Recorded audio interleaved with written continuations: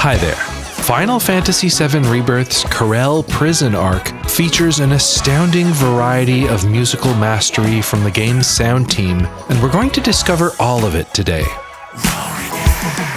It's time to meet some real weirdos and reconnect with some old friends. I'm Patrick Rainville, and this is Music of the Lifestream.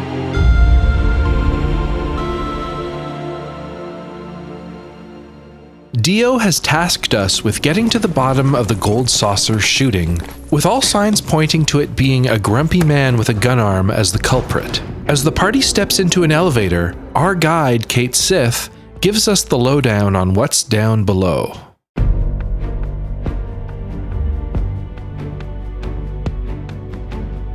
The tense, moody rhythmic strings retain the general tempo and atmosphere of the preceding Yoshitaka Suzuki arranged tracks, although this one shifts over from a 4/4 to a 6/8 time signature to make room for its familiar melody, the Desert Wasteland leitmotif.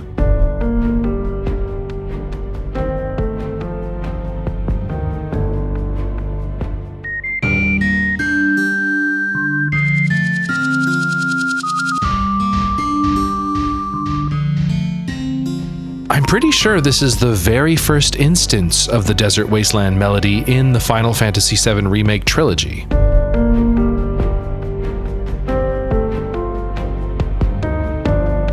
We'll talk about that original piece in more detail soon enough, but for now the melody resolves on its home note and the piece and cutscene end shortly after.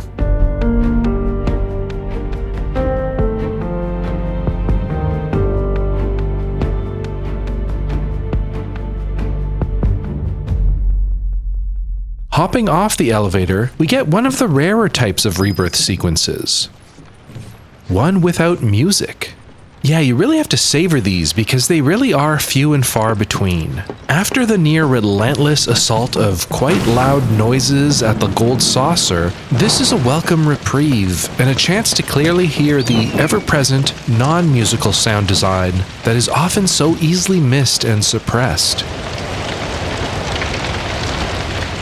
The loud elevator leaving you behind. The menacing fire pit.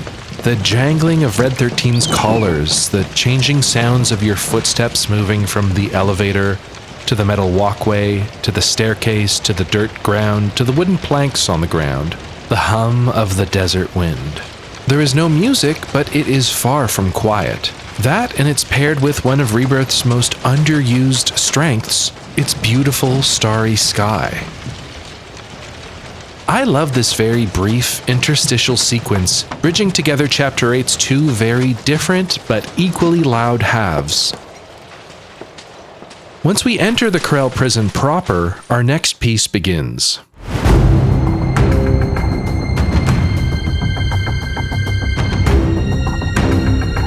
We've got more rhythmic action strings, but these sound much more menacing than what came before, thanks in part by the driving synth bass line and more dramatic strings and heavy drum accents. To me, this sounds too heavy, and if I'm being a bit rude, too dynamic for a standard Yoshitaka Suzuki arrangement.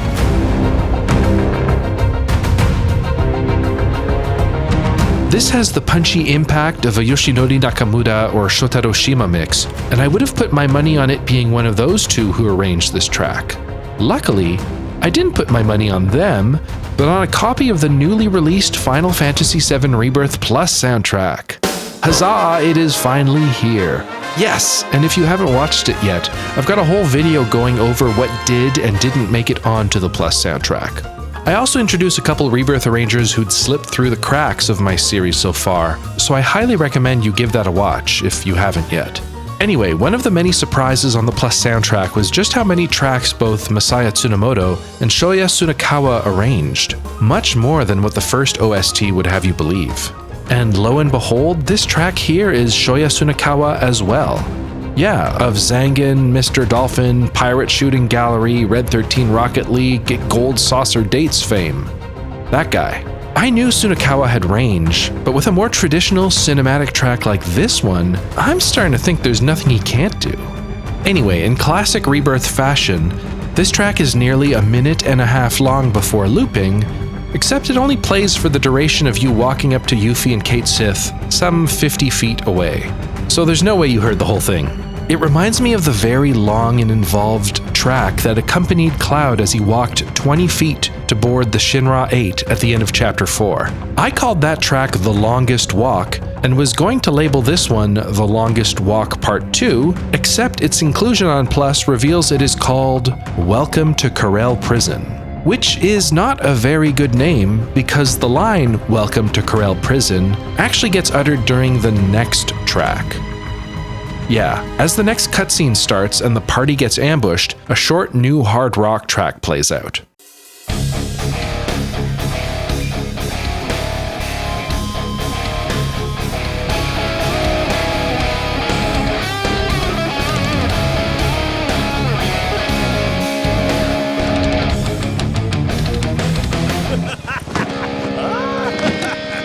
Welcome to Corel Prison!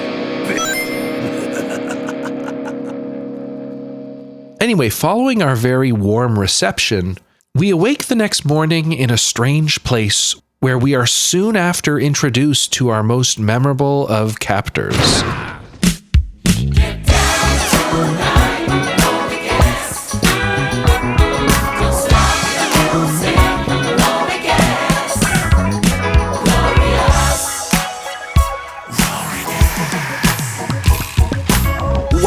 Wow. Okay, for Gus's theme, Yoshinori Nakamura hits us with a frankly pitch-perfect emulation of something straight out of the mid-70s era George Clinton, namely P-Funk. G-Funk, if you will. And this is no accident. In a behind-the-scenes interview, Final Fantasy VII Rebirth co-director Motomu Toriyama mentions that he just likes P-Funk and thought it'd be cool if there was something like that in Rebirth. Let's burst out of the joint by breaking. The man just wanted some P-Funk, and that's exactly what he got.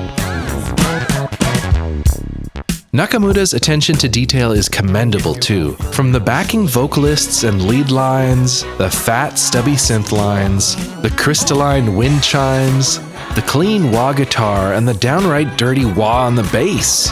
Total slam dunk. Hats off to Nakamura for completely nailing the assignment. Real funk like this is so rare in video games, so this is sick as hell. Don't stop.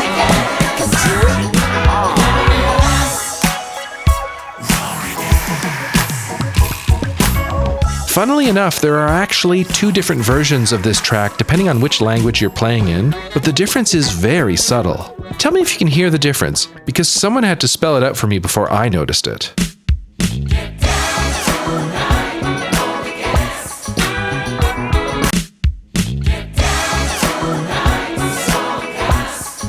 Well, did you catch it? His name is different in the English and Japanese versions, so the singer says Solemn Gus in the former and Lonely Geth in Japanese. I don't know what compelled the localization team to substitute adjectives, nor why they decided this minor change needed a separate audio track. But alright. Regardless of which language version though, the singers stay the same. The Gus Funk was sung by Tetsuya Takahashi, Sak, or S-A-K dot, not sure how to pronounce that, Kayo, and Yuho Yoshioka. Following the cutscene, the track continues on as we explore Gus's home base. The extended instrumental jam introduces a killer saxophone part, duetting with a few different synths and clavinets.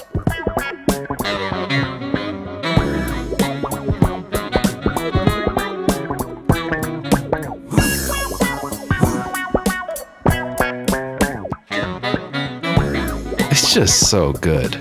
Anyhow, Gus's diabolical scheme involves holding our party hostage until Cloud earns enough gil for him through some chocobo racing back up at the Gold Saucer, at which point he'll let the rest of the team free and tell us where the gun-armed man is hiding.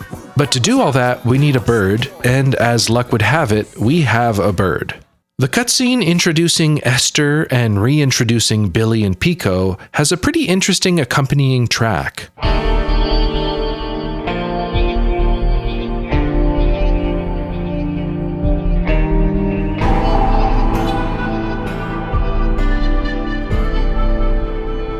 There are no familiar melodies in here, and the instrumentation is fairly unusual as well. The main jangling guitar has a wide panning tremolo, and it's doubled with a softer 12-string acoustic guitar.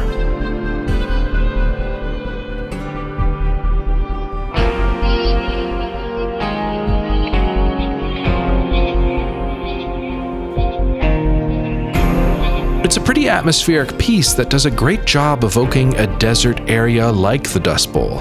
I wonder if there was ever more to it than just this one cutscene, though. It seems like a lot of cool textures and instrument tones for such a short, one-off scene, and I would love to have heard these ideas explored some more.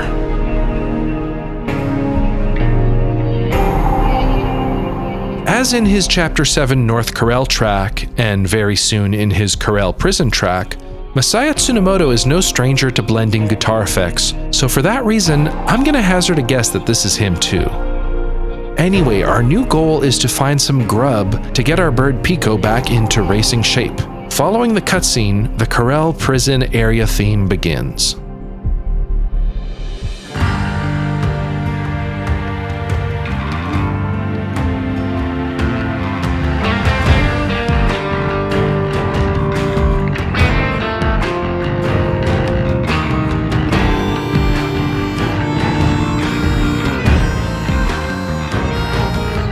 This is a new, much more boisterous take by Masaya Tsunemoto on the original Final Fantasy VII Desert Wasteland theme. Beyond the shared melodies, it holds little in common with the 1997 original, although it is instrumentally quite similar to Tsunemoto's last area theme, Chapter 7's North Corel. Both Tsunemoto Corel arrangements are supported by lightly distorted, rolling bass lines and multiple bluesy guitars, both acoustic and electric. An instrument unique to the Desert Wasteland theme, however, is a prominent harmonica that responds to the piece's main melody with a dramatic interpolation of the FF7 main theme.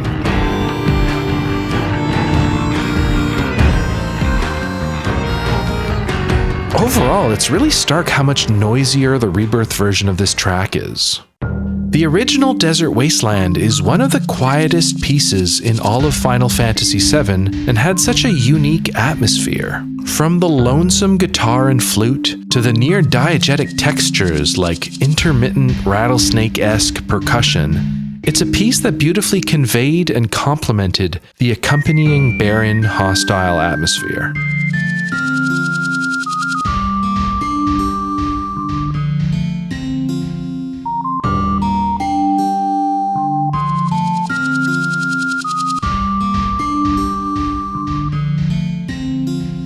That this Rebirth version is so damn loud, and so similar to the still recent preceding North Corel arrangement, really robs the original of what made it so special. However, I don't think Tsunemoto is to blame. Rebirth's take on the Corel Prison is a much livelier, playful, and even welcoming place than in the original. We've got quirky locals, a seedy tavern, and excessive minigames. I mean, how bad can this place be? Even my homeboy Wise 3.0 is here. Functionally, this place is not all that different from Calm, Under Junon, or any of the other more wholesome towns we've visited so far. Compare this to the original Corel Prison, with nary a soul around except for creeps that chase you, bandits that steal from you, and bitter memories of Barrett's past.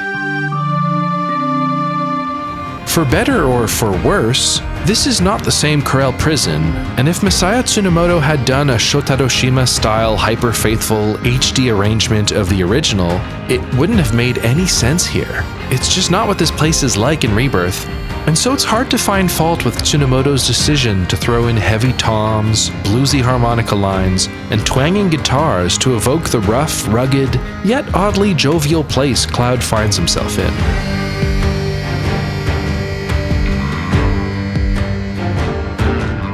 Anyway, Pico is a hungry boy, so our first stop in our grub-getting journey is the Desert Rush minigame.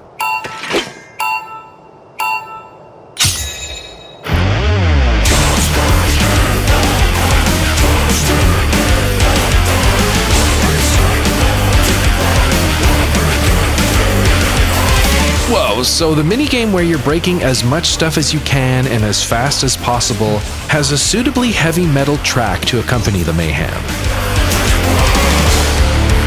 It was arranged and composed by Yuki Hirose, who also contributed many tracks to the pretty damn good, actually, Dissidia Duellum soundtrack, which came out last month.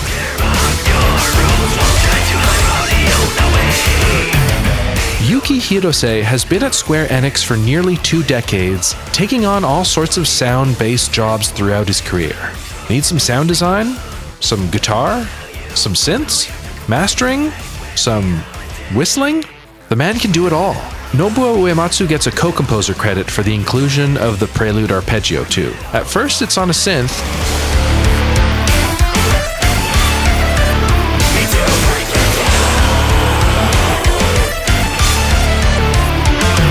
but it actually sounds pretty cool as a big guitar riff later on.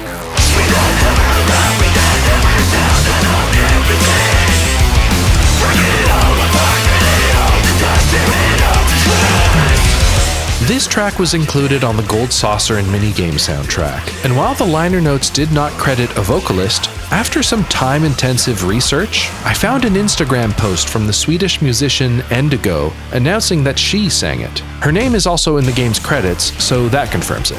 Endigo, who is also a YouTuber and voice actor in Japan, has had several viral meme songs, but I must admit I'd never heard any of them before. Yes, maybe that means I am old, but statistically, you are old too, so it works out. Following the minigame, we get a results screen, which we actually covered all the way back in Chapter 2 during the Hustle to Chocobo minigame.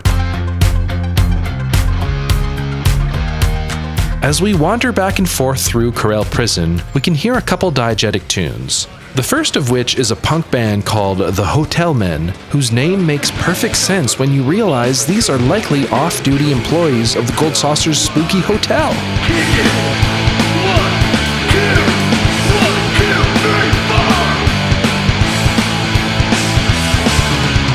Hell yeah! These guys are awesome, and I want to know everything about them. What are their names? Their favorite foods, hobbies, blood types? I want to know all there is to know. Anyway, just like with the Desert Rush minigame track, Nobuo Uematsu gets a co-composer credit on this one. I think primarily because the opening guitar riff is pretty close to the opening guitar riff from Fight On, FF7's boss theme.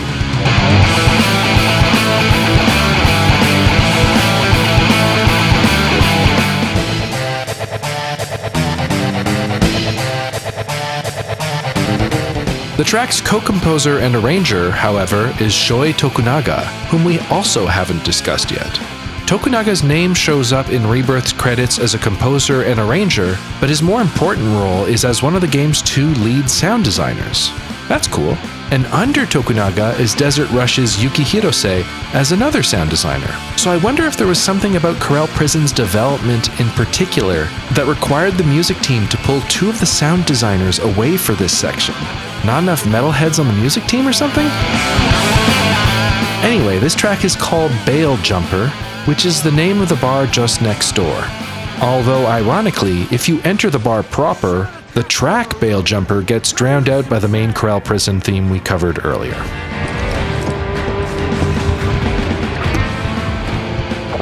Still sounds good though. As the bartender says, it may be diluted, but it's got a refined taste. A few doors down from the Bail Jumper is the item shop called Max Volume, where you can hear another very heavy Shoei Tokunaga track.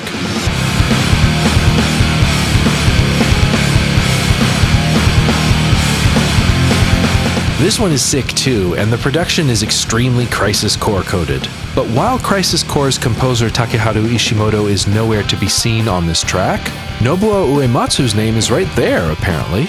Yeah, not only does Uematsu also get a co-composer credit on this one, but he's listed before Tokunaga. Really? I'll be honest, I cannot hear much Uematsu in this at all.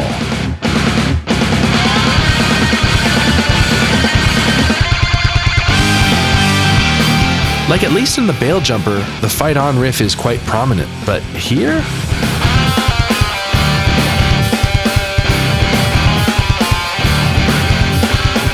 But yeah, I'm stumped. Anyone have any leads on this one? Could also be that this is simply miscredited in the liner notes, and that Uematsu's name shouldn't be here, but that would be boring.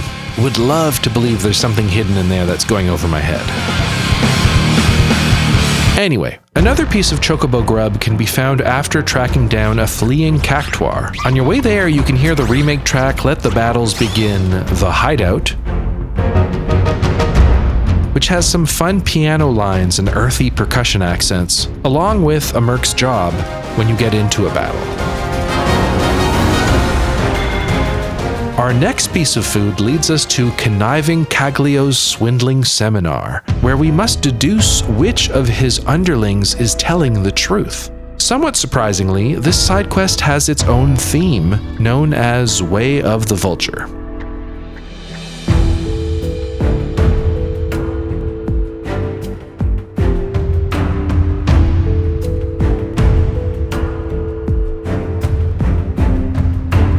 This is Masaya Tsunemoto's first confirmed title as a sole composer. The electric piano gives it some fun, bluesy character, although the heavy string staccato emphasis makes it sound like several remake-era Shotaro Shima tracks, which is probably what Tsunemoto was going for.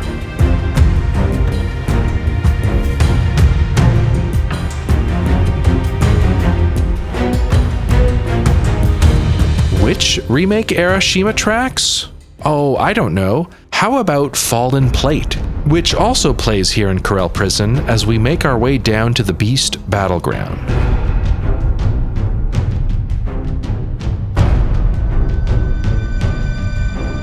Turns out there's a whole other battle arena down here. Like the Musclehead Coliseum up top, the Beast Battleground has its own theme for when you're selecting your enemy.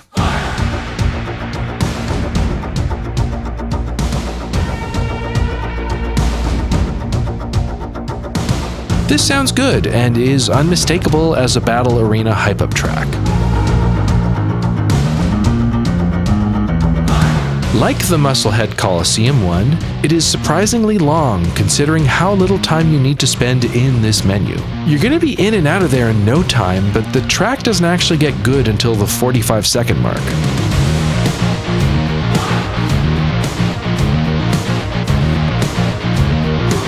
They could have avoided this problem by having this track play throughout this entire underground area instead of Remake's Fallen Plate, which honestly felt a bit inappropriate to me.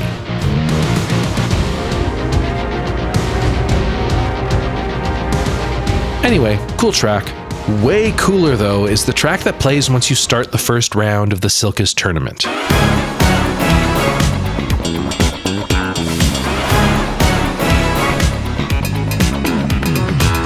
Hell yeah, it's a funky disco version of Gus's theme. The swirling strings in there really evoke Let the Battles Begin, which feels deliberate.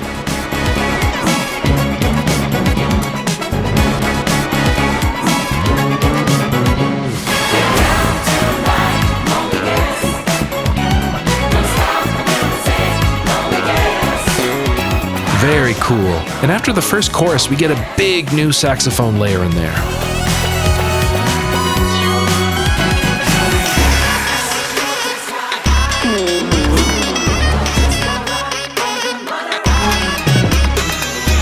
Unsurprisingly, Nakamura arranged this version of the theme as well. Very good. Coming out victorious nets you a sick metal version of the fanfare.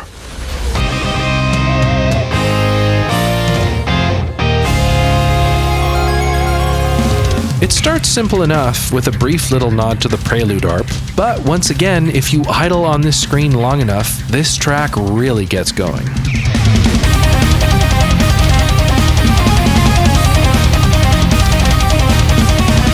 I love that. Really nails the aesthetics of the Beast Battleground. Definitely one of the cooler versions of the fanfare in Rebirth.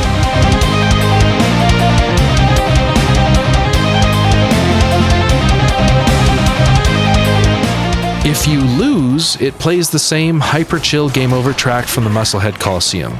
And I love that one too. Game over, huh?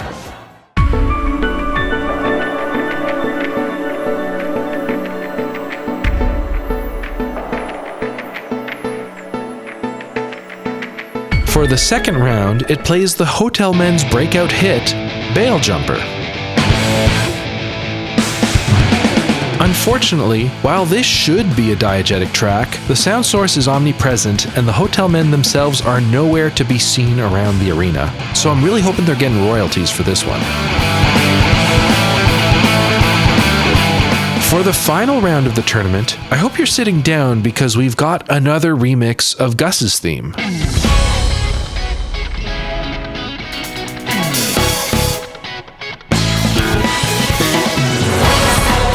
The funk guitars are much bigger in the mix compared to the round 1 version. Actually, everything is turned to 11.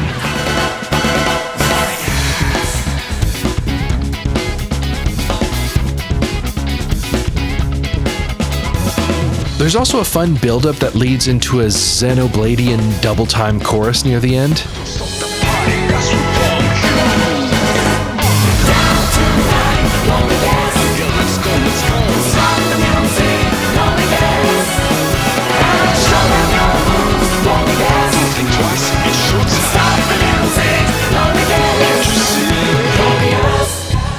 Even the bass gets a solo.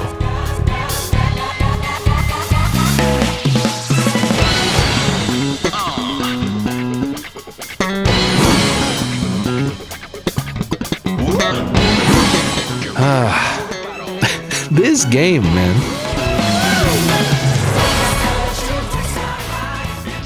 Once we're done here, we finally have a sufficient amount of greens to get Pico in tip-top shape. Once you and the bird are ready to go topside, our next track starts.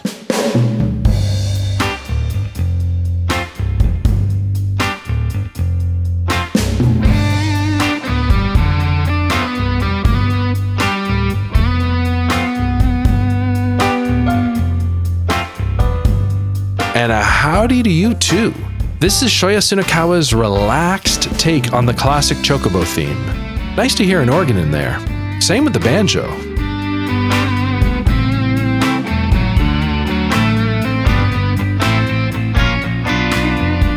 Moving on. Heading back up to the Gold Saucer's Chocobo Square, we've got a veritable volley of new variations of the Chocobo theme. First one up plays during the training simulator.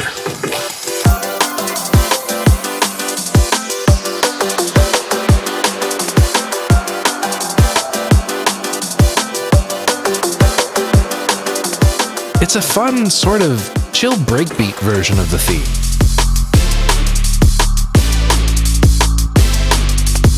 Sure, why not? Once you're ready to enter the Chocobo Cup, we enter the Chocoboutique, nice, where we get a new Chocobo-themed composition from Junosuke Usui. We open with a big band playing with the Chocobo theme before moving into a new direction.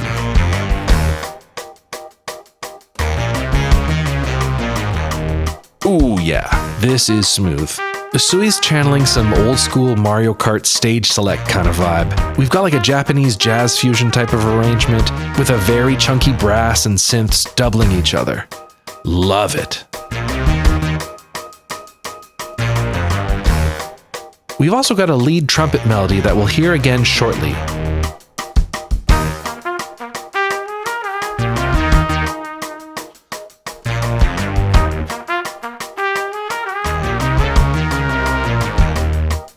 Once we're all kitted up, it's time to get the party started.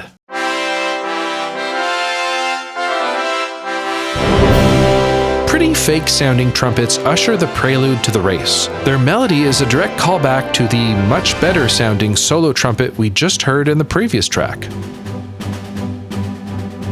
A little further in, we hear the melody again on lower brass, although this time it develops a bit further.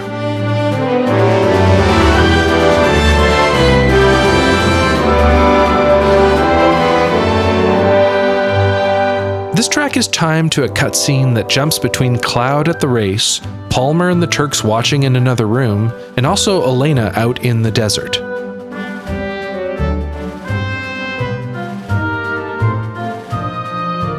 The track bounces around, not really drawing much attention to itself beneath the dialogue. It's all pretty jovial and not particularly interesting.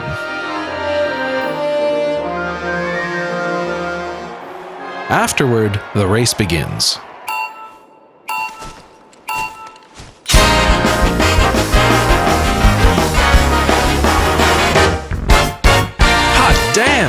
Usui coming in hot with a massive soulful banger.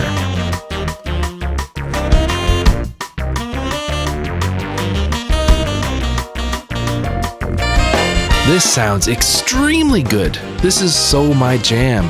J-pop megastar Gen Hoshino is one of my favorite contemporary musicians, and this whole piece feels like right out of his life-changing 2018 album Pop Virus.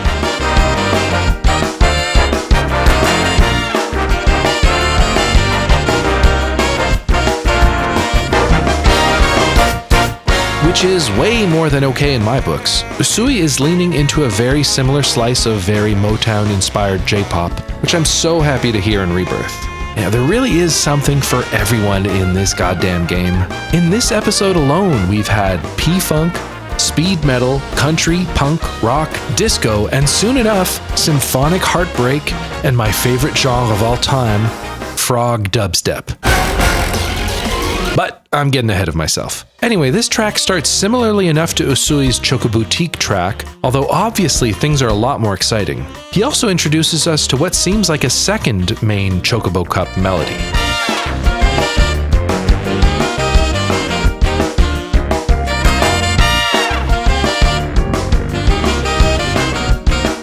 So nice. From there, it makes space for a couple solos, first a dizzying tenor saxophone, followed by a trumpet.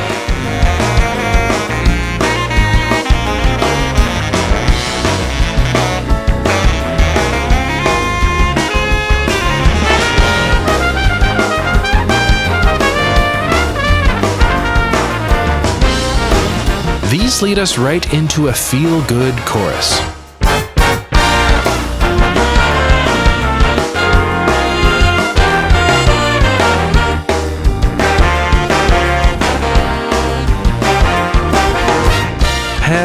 Yeah. From there, the funky bass line from the Chocoboutique track returns, played on brass and an electric bass guitar.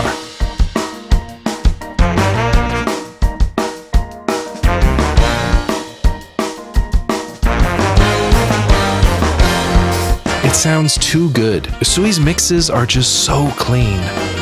This is the version that plays during the first and second lap, but once you begin your third and final lap, the song switches up a bit.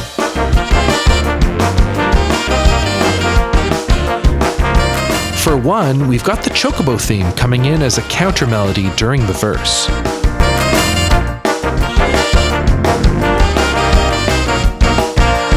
The solos are different too. This time around, it sounds like an alto sax followed by a trombone to me.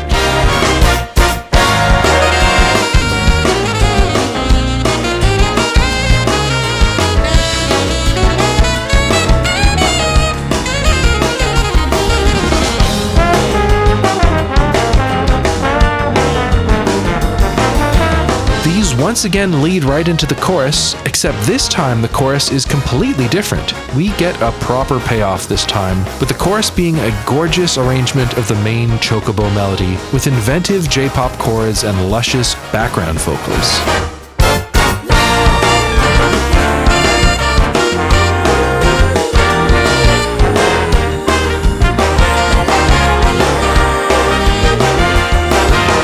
Perfection.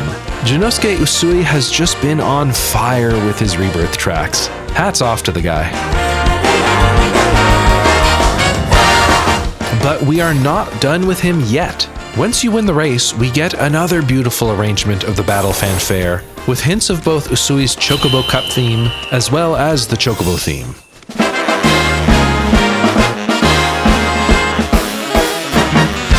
Glorious stuff. This track plays over top a cutscene of the various characters celebrating.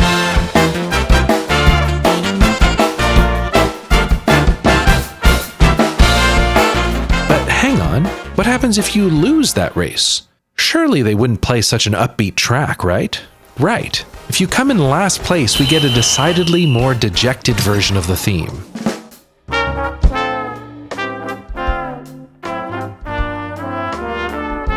Yeah, of course they did. Usui really thought of everything. But hang on, there's more? Yeah, if you come in second place, instead of playing the overly cheery victory track or the overly dreary loss track, you get a unique second place track.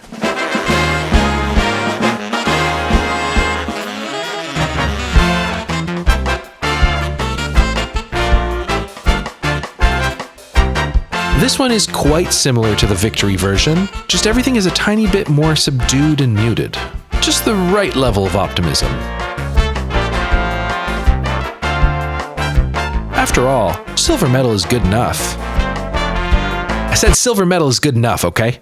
Anyway, very cool inclusion. Kudos to Usui for thinking of everything. Wait, there's a third place version as well?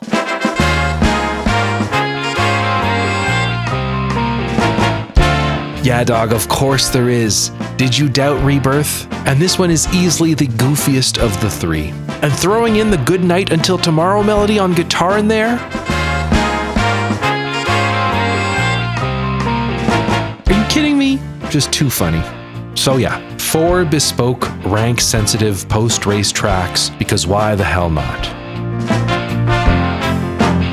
Hey, do you remember the Florence and the Machine track that plays over the Final Fantasy XV credits? Too much is never enough? Yeah, I think the Rebirth sound team took that message to heart way too seriously, because this is just deliciously excessive.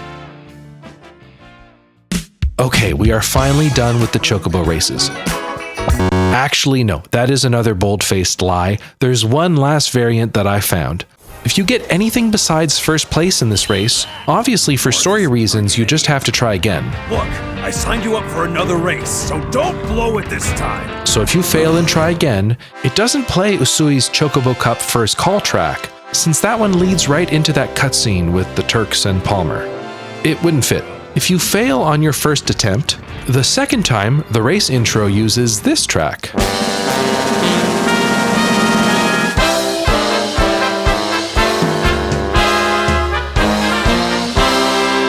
This is track 1 on the bonus disc of the special edit version of the Rebirth soundtrack and was arranged by Miki Hirose of Rara Roche and Victory Fanfare Jam Session fame. Neat. Alright, for real, we are done with the races for now. True to his word, Gus frees the party and tells us where to find the mysterious gun-armed man. This is accompanied by an instrumental version of the Gus Funk.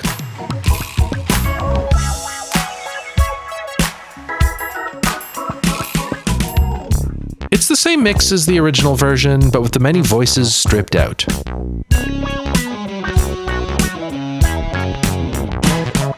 And with that way cleared, it's time to say goodbye to Corel Prison and hello to patreon.com/Patrick Rainville Music Analysis.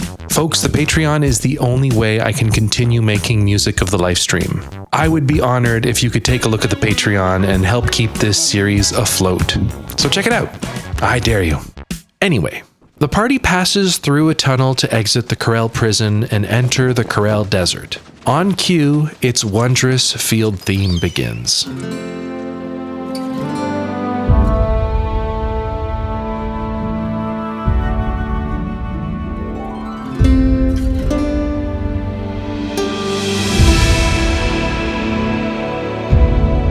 The Shotaro Shima composed and arranged Corel Desert theme is without a shadow of a doubt my favorite field theme in the whole game, although at this point we are only privy to the undecoded version of the theme.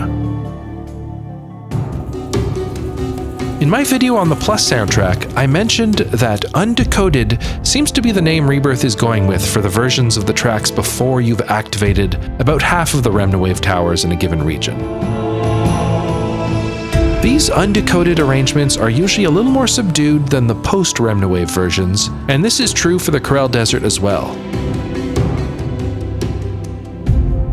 The contour of the theme is there, although a lot of its specifics and charms are still obfuscated. The orchestration too is usually a bit different. I love the accordion in the undecoded version here. It's such an unexpected flavor for a video game desert level.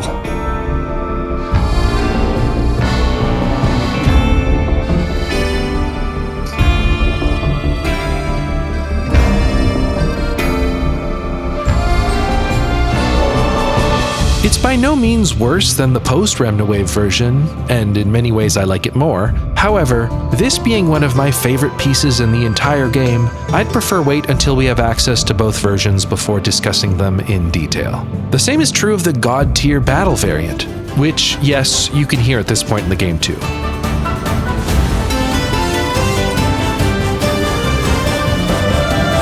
So, I'm punting on all these until next episode, when we can properly explore the Corel Desert at the beginning of Chapter 9. Gus's vulture eventually guides us through the desert, where we reach a sandstorm, stopping the party.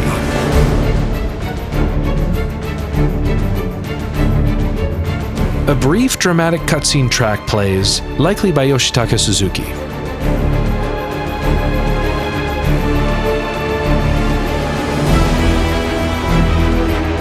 Barret shows up and leads the party to shelter as the music resolves on a light-hearted note.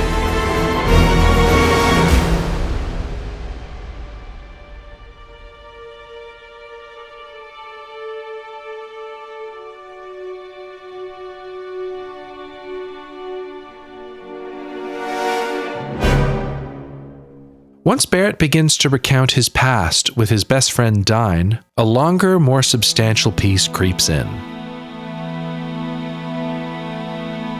We open on somber strings as Barret sets the scene.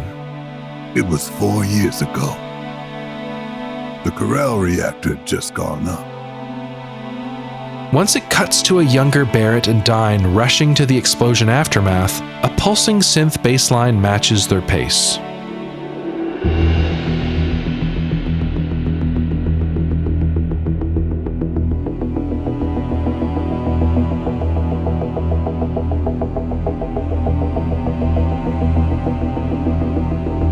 As the mayor appears in the debris, the music briefly lifts. After the mayor is killed, the strings begin to play a familiar melody from Remake.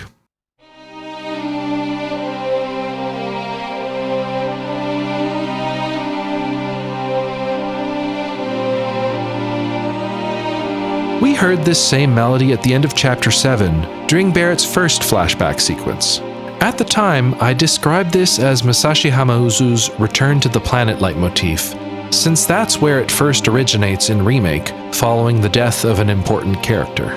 Having this play in time with the death of another character technically reinforces the purpose of this theme, although I'd like to make what I think is a correction. This melody is also found in the Remake track A Broken World, which plays shortly after, when Barret and Tifa are mourning the loss of their friends and the unfairness of this broken world. To me, that is what this theme is about. It isn't a death theme, about returning to the planet, but instead about the cause of that loss, the systems in place which have led to it. It is the theme of injustice.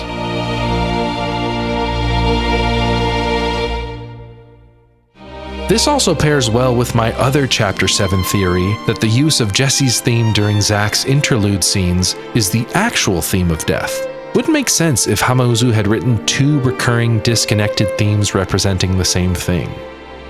In this flashback too, the melody scores the death of the mayor, yes, but the scene isn't about the mayor nor his death, but instead the bigger picture, the futility of trusting or resisting Shinra.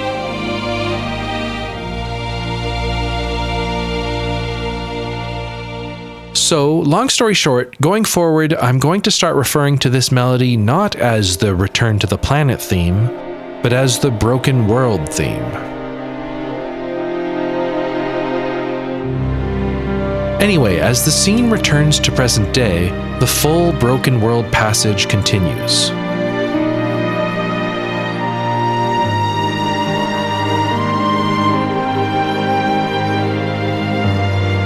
While Reo Udatani is listed as the co-composer along with Masashi Hamauzu, he is the sole listed arranger for the piece.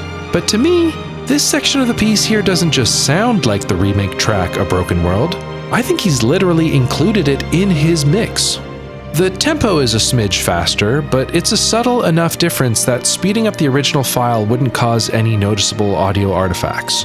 Otherwise, the orchestration, the timbre of each instrument, the mix, it's nearly identical to the Hamauzu track. So I assume, or at least hope, to save himself the work, that Udatani just took that original piece's climax and slotted it into the middle of his own. If this is the case, you could argue Hamauzu should not only get a co-composer credit, but also co-arranger. Once the pulsing synth bass comes back, however, the piece once again becomes an all-new Udatani section. So all told, you have a new intro and a new outro sandwiched around part of a pre-existing remake track. That's a neat and effective way of recycling remake tracks in a refreshing way. We've seen variations on this before, such as the Materia Guardian track using Let the Battles Begin, a Merc's Job, as a jumping off point, but as far as I can tell, this is the first time it's been used so prominently in a cutscene track. Can you think of any other examples?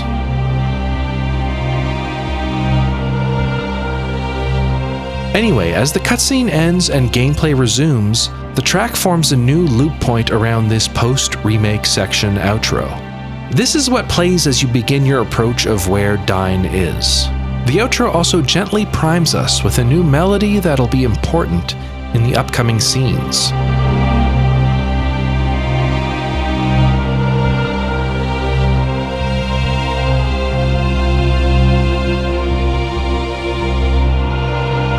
This outro does a wonderful job of sustaining the anxious mood, although the atmosphere is ruined by a short battle against 3 Sandhog pies, which triggers the much too heroic and uplifting Corel Desert battle theme for the moment at hand.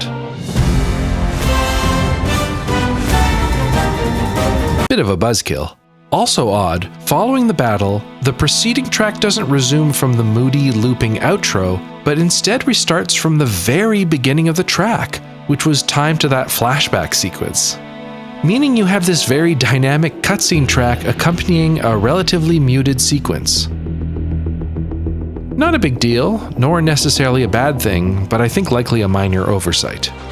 Either way, once Barret opens the door to where Dyne has been held captive, the piece fades out. As Barret begins to converse with him, or attempts to at least, our next track begins.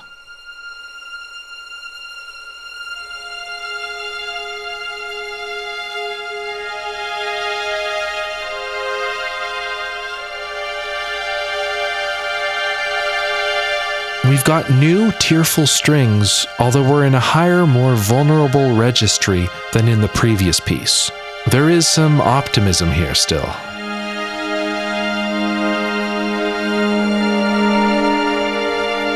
But the more Dyne speaks, the worse things get.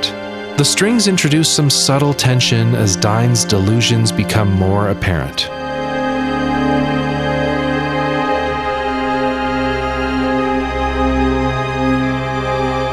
When he asks Barret why his dead wife Myrna isn't with him, Udatani introduces another slow pulsing synth into the mix.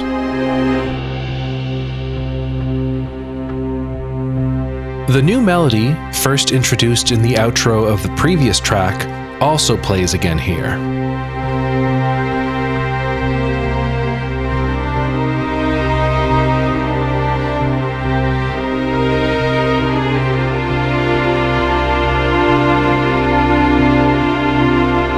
To me, this melody sounds like an extension or response to the Broken World theme.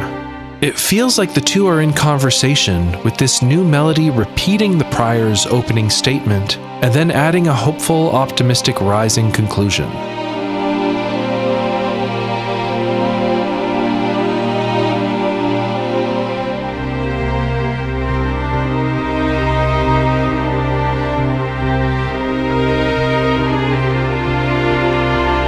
It feels like a panacea of the injustices of a broken world. You could refer to this as some sort of hope or mending theme. After the two head outside, and Dyne begins to suspect this is a Shinra trap, the mood sours. The new mending melody repeats a few more times, first in a twisted, deformed state.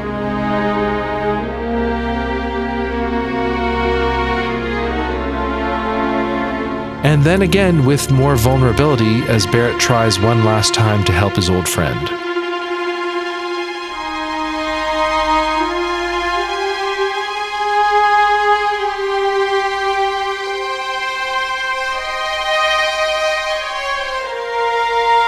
And then lastly, seeing the plea isn't working, it repeats one last time in a menacing, almost mocking state. Which feels very appropriate since it's timed with Dine mocking Barrett's line from Remake of him keeping the load off your shoulders. This is a dramatic reveal that Barrett might not have been entirely honest about his own persona this whole time, and the music reinforces the impact.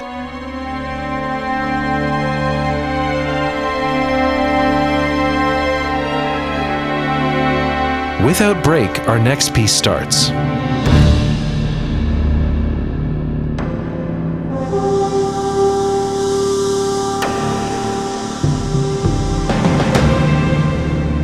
While the preceding tracks were arranged by Reo Udatani, for the next while we are dealing with Masashi Hamauzu himself. For this piece's intro, we have sparse, reverb-drenched metallic percussive accents and a horn announcing the imminent battle.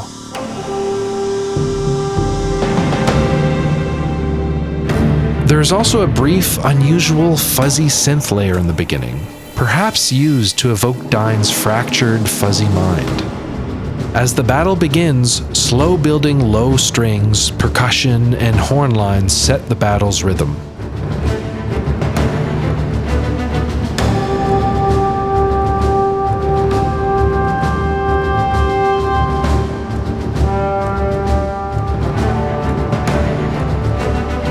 Over time, violins and trumpet enter to bring us to our first crescendo and then arrest.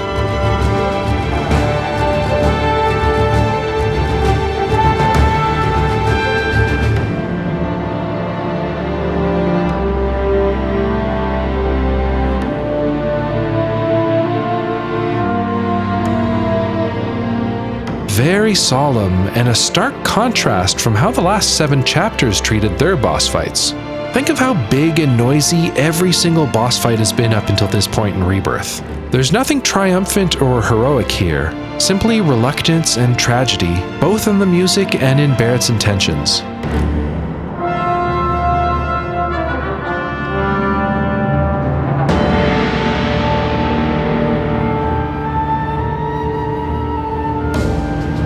We hear the synth fuzz again, this time louder.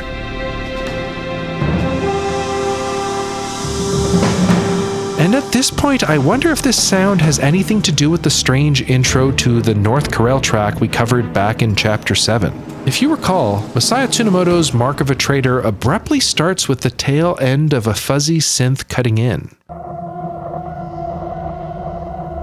It sounds like there was something that preceded that piece that was cut during production. We can't know for sure what preceded this scene and what that fuzzy synth sounded like, but perhaps when you first arrived in North Corel, it was supposed to trigger a flashback of Barrett and Dine in better days. It would explain the abrupt fuzzy synth in Mark of the Traitor, and it would reinforce its association with Dine in this boss battle here. But who knows? Anyway, once you've taken off about 15% of Dine's health, a pre-Phase 2 cutscene begins, and the music crossfades to the next track, Annihilation Beam.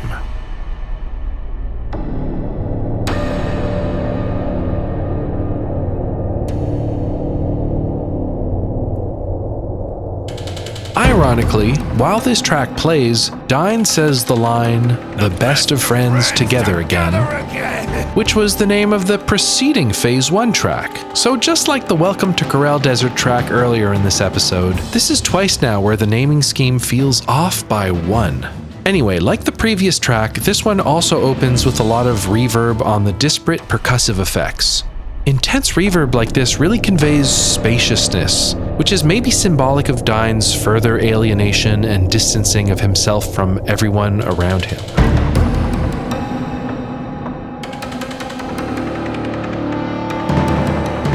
Following the cutscene, the piece finds a faster, steadier rhythm than in the preceding phase. The mix is nice, although pretty safe and unlikely to surprise if you've heard your fair share of Hamauzu scores over the years.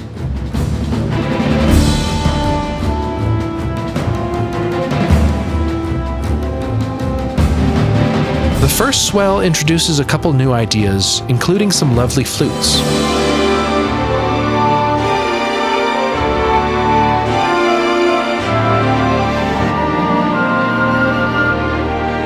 Following this section, we get a short and fast violin riff, played twice, and then repeated as an ostinato in the background.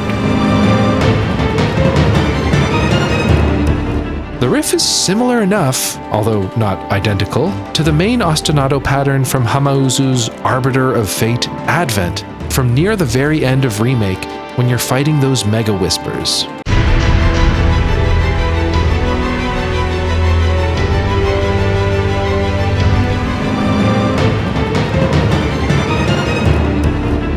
I'm not in deep enough on the lore to know if there's any intentional connection there, but it did immediately stand out to me.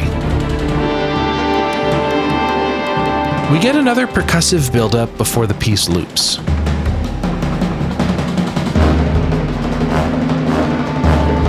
Divorced from its in-game context, I don't think this is Hamauzu's most inspired work, but as far as conveying the mixed emotions of this unusual battle, it serves its purpose well.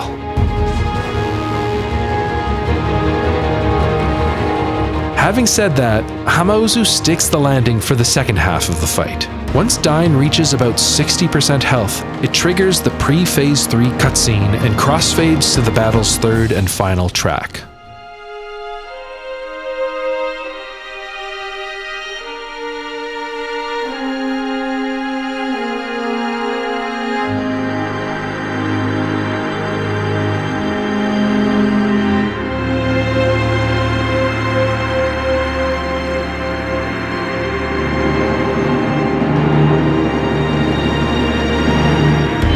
While most Rebirth boss themes start big and only get more intense with each passing phase, Phase 3 of the Dyne fight takes an already quite subdued boss theme and slows it down further, leaning deeper into the tragedy of the situation.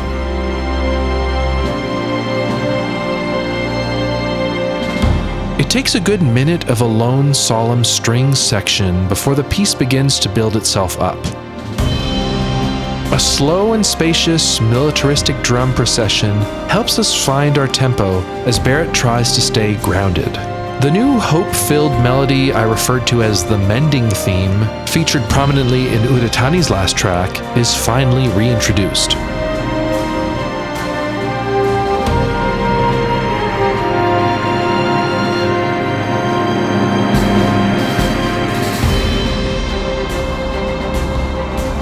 The firmer strings ostinato from the first phase are also reintroduced, along with the reverb-drenched percussion layers.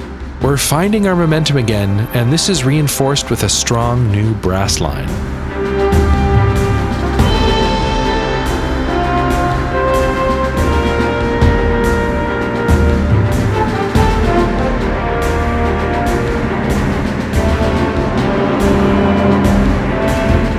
This is very nice, and the closest the battle gets to a heroic passage.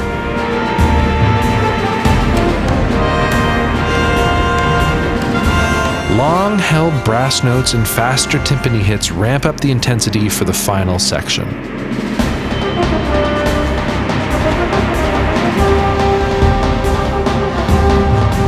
The percussive crescendo breaks with orchestral chimes, followed by another callback to that mega whispersy riff from Remake, along with woodwinds responding with the Mending melody.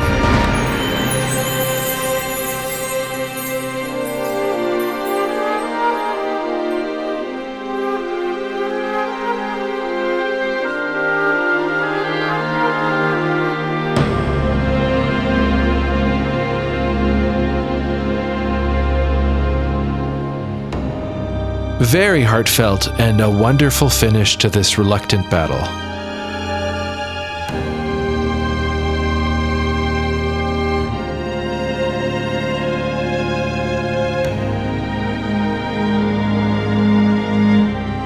Following the battle, the music quickly fades out.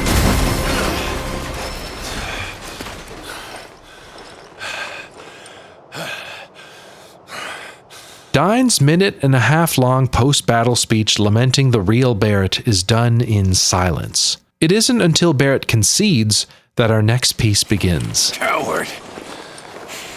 When the going gets tough, he's gone. Yeah, you're right. About everything.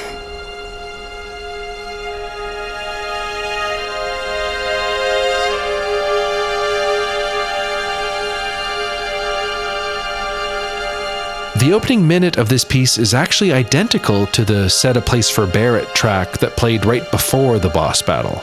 It's the exact same intro. After that minute, however, the pieces diverge, with the former version growing darker, hearkening the battle ahead, while this one here leads to a gorgeous new passage.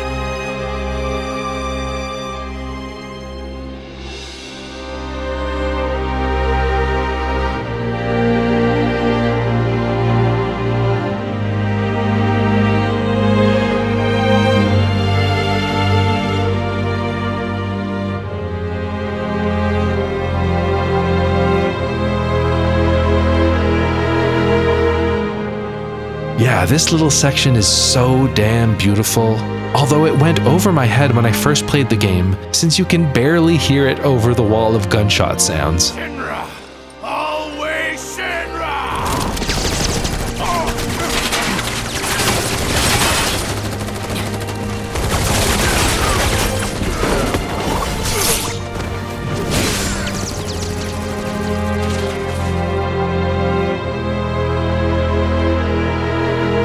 What a shame. This little snippet might be my highlight of the entire Chapter 8.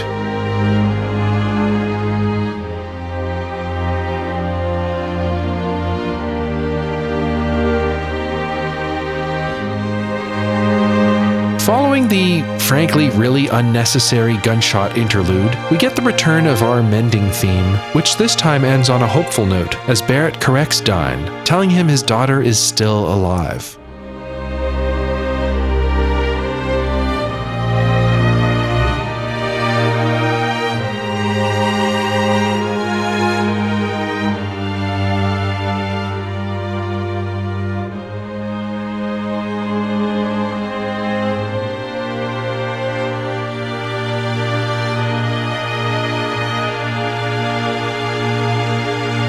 Dyne sees Marlene's face, and the melody repeats more delicately and uplifting than before.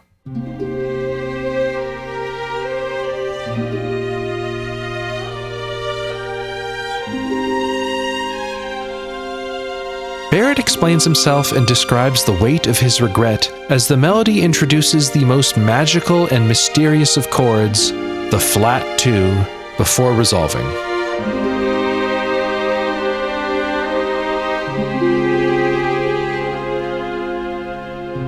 Yeah, that is just so beautiful.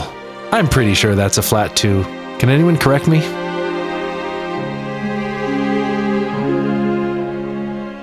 Although the second time, Dyne pushes back. His response is cynical and critical of Barrett's actions, and the melody, repeated once again, although with several off notes, mirrors his own twisted headspace.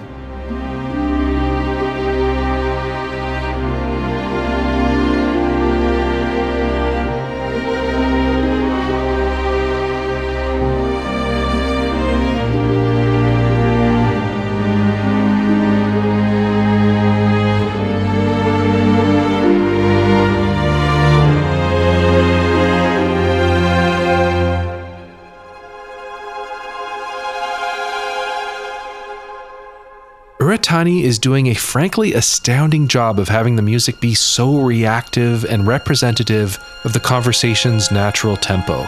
Unbelievable work.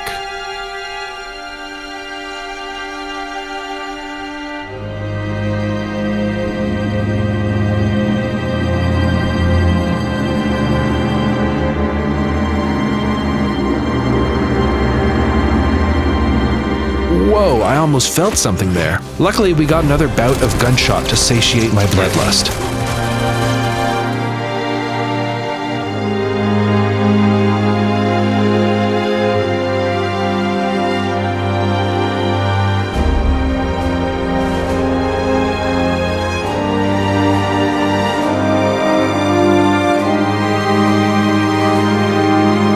Whew, that's better.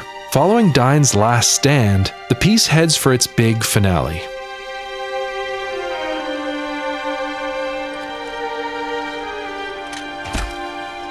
Dine finally makes peace with it all, and we get one final emotional dramatic crescendo.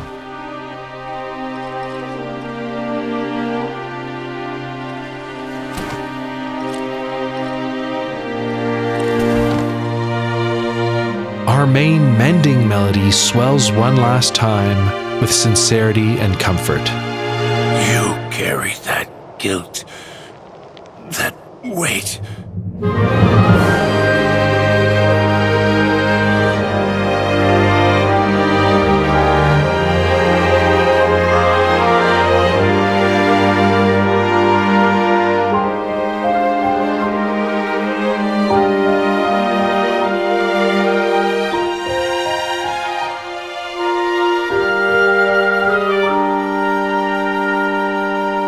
I missed you.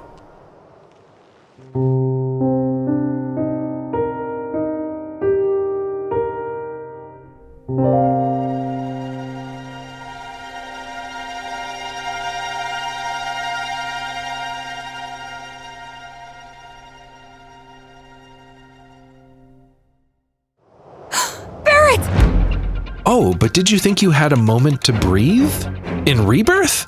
Hell no. The strings have barely finished ringing out when Tifa notices another problem over the horizon.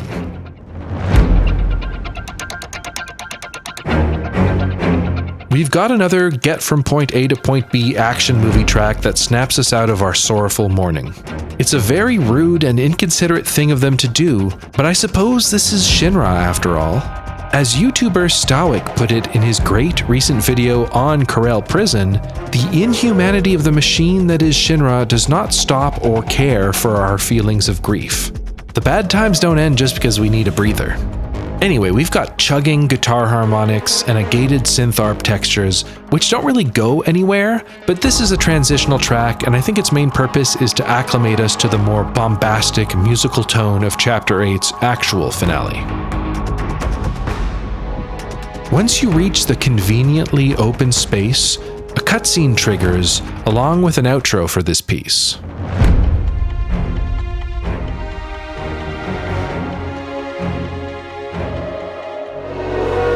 It's a brief track that links up our previous gameplay sequence with the upcoming boss battle. You can hear the 3 notes of the Turks theme on the electric guitar.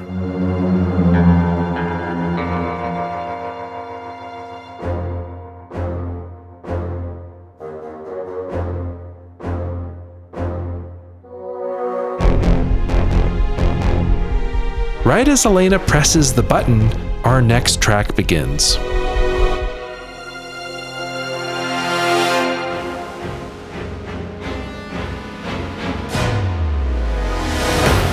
From one extreme to another, we're going from one of Rebirth's most subdued boss battles to one of its noisiest. Just like a hopping toad, Yoshinori Nakamura's Anurin suppressor is all over the place, so buckle up.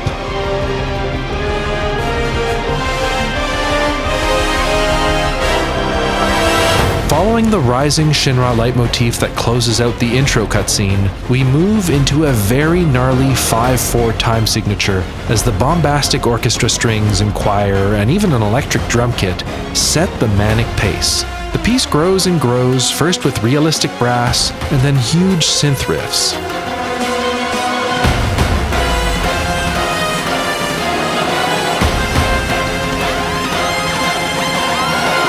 From there, we move into a big dubstep drop, if dubstep drops were played on synthesizers that sound like toads.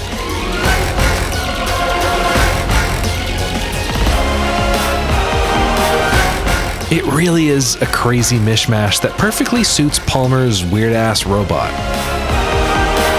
Also like the robot, which can go from thrashing about the arena to flipped over onto its head in no time, so too does the music need a breather here and there. Eventually Nakamura pulls out all the drums, giving us a brief rest, even though the lead synths continue to go ham in the background.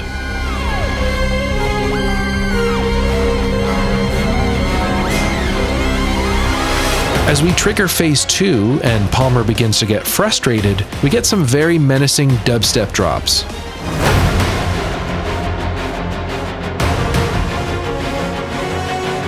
Nakamura goes so over the top with this. Listen to the gun cocking and shooting effects in the background too.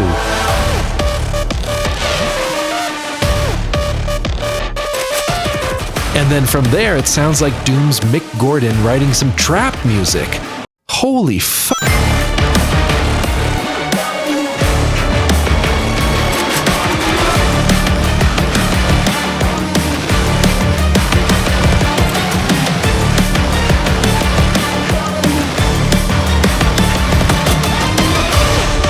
We then shift back into heavy dubstep mode with percussive gunshot sounds and the synthesizer frogs. We are less than 5 minutes removed from that scene of Dyne and Barrett pouring their hearts out, by the way.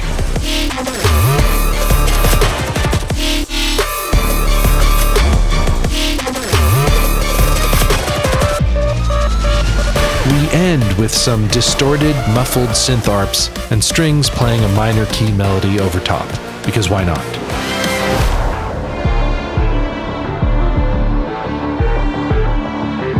And then we've got one final build-up before reaching the loop.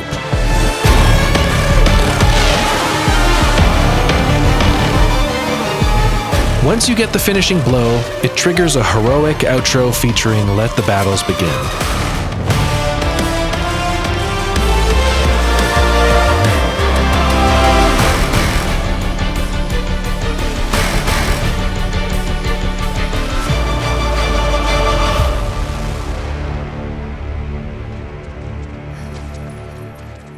Oh, right, Barrett. We're given a generous 10 seconds of pensive silence before our next trouble shows up.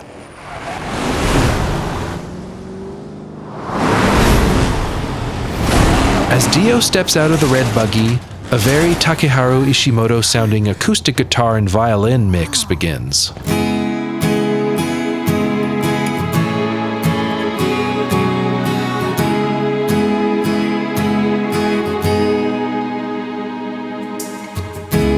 This is a very warm and memorable piece that fits the bittersweet ambience of the scene like a glove. Dio absolves Barrett, yet the party is still caught in equal parts triumph and tragedy.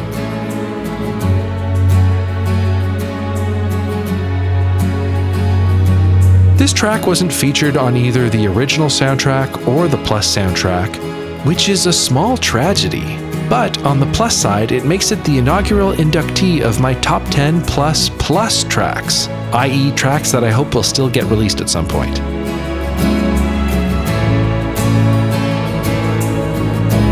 While the composer and arranger credits are unknown, there is a decent chance it was made by Keiki Kobayashi, who is both the composer and arranger of the very next track, Prison Break, which shares a few similarities with this piece here. For one, the lovely slow descending melody in this piece repeats in the back half of Prison Break.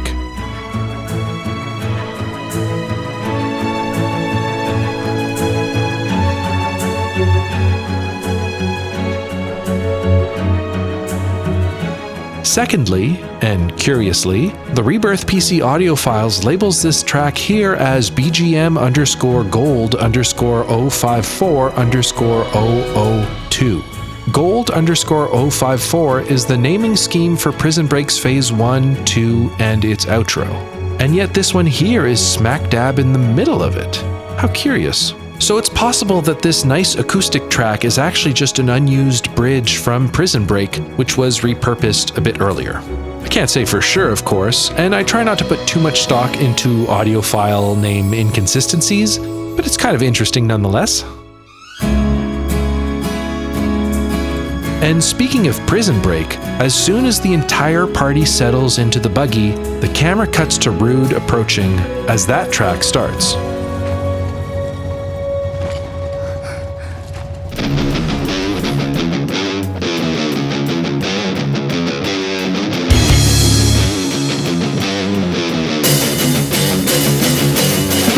This is a big, chunky rock track from Keiki Kobayashi. We covered Keiki Kobayashi back in Chapter 7 and more extensively in Midgar Mysteries.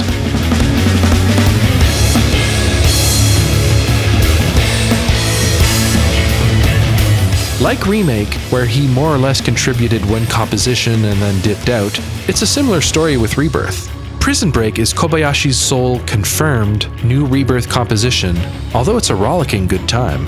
We've got a full rock band setup along with dedicated organ and lead synth players, and eventually some strings as well. The whole track is built around its main repeating hook as layers are added and removed. Before too long, however, the track breaks down to just a pulsing bass line, ostinato strings, and a delicate piano. Eventually, the piano riffs on Let the Battles Begin, before moving to the same descending melody section as the preceding acoustic guitar track.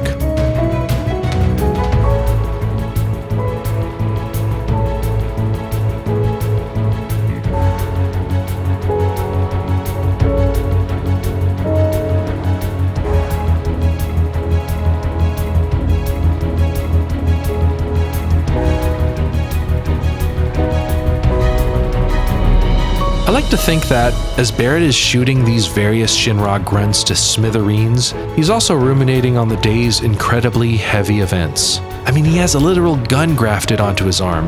Maybe this is just how he processes things. Either way, it's a very nice bridge section, and I do wish it had been used for something more stimulating than just the buggy shooting minigame. Once Palmer's yellow toad mech shows up, the track returns to its original riff while ramping up the urgency. We've got some horns in the mix there too. This builds up for a while, then leads to a funky breakdown.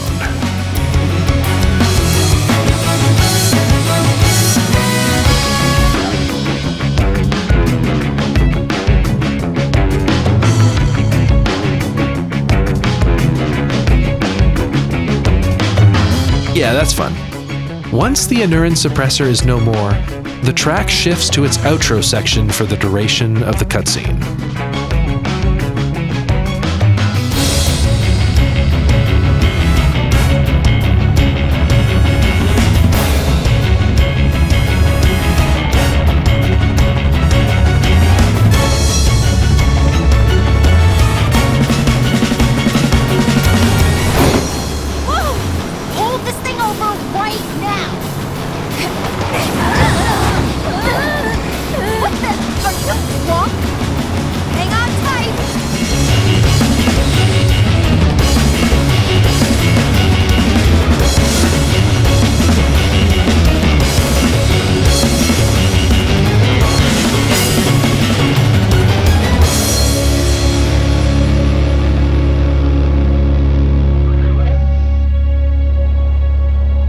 Following all of that, we return to Midgar.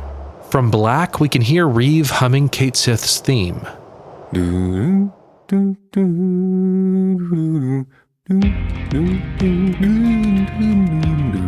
This is our first in-game clue that Reeve is controlling Cait Sith. Well, that and the fact that you can see another copy of the cat on the shelf behind him. While this is happening, we can hear a new track strongly based on the remake track Reeve's Plight.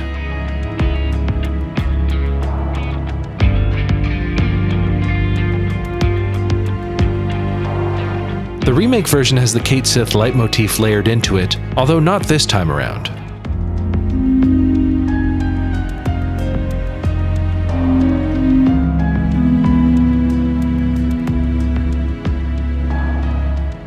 I guess it was unnecessary here if Reeve is just gonna sing along anyways.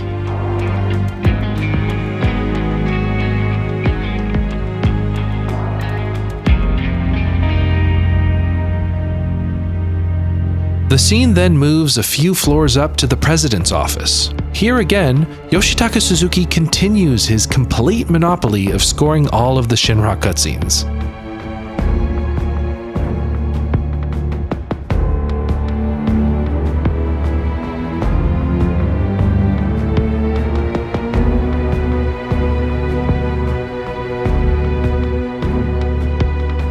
At this point, this is a very familiar mix we've heard several times already.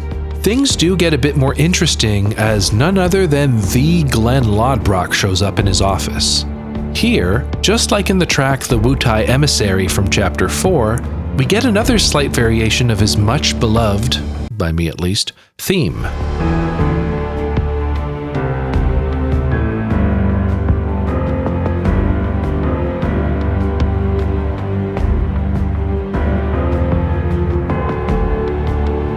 It's got a bit more intensity than in the Chapter 4 scene, although it's still an overall dark and brooding arrangement.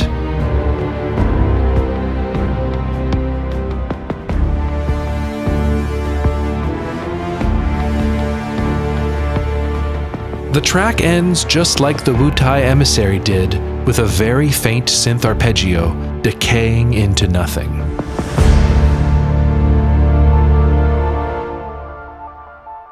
And with that, we are done Chapter 8 of Final Fantasy VII Rebirth. Here we go! Yes, all of it, in just 2 episodes. So, all told, my count for Chapter 8 is 91 tracks. 91 tracks. Of those, 29 were featured on the Rebirth original soundtrack, 15 were taken from the Rebirth Plus soundtrack, 9 from the appropriately enough Gold Saucer and Minigame disc, and a very modest 5 tracks were taken from the remake soundtracks. That leaves us with a whopping 33 tracks unreleased and uncredited. That's more than a third. All this information was easy to pull from my Rebirth spreadsheet, which I have recently renovated to make the whole thing a lot easier to parse now compared to before. Patrons at the Composer tier and above should soon have access to this much more easy-to-navigate updated spreadsheet, which is now 358 rows tall. That's a lot of music. The end of Chapter 8 also means we are officially more than halfway through Rebirth. Yes, I know. Can you believe it? 6 chapters left. If you're getting something out of this overly ambitious series, and if this work is connecting with you, I strongly encourage you to take a look at my Patreon so that I can continue putting as much time as I do into making these videos. Spoilers, it is a lot of time. Either way, talk to you soon. Take care. Bye.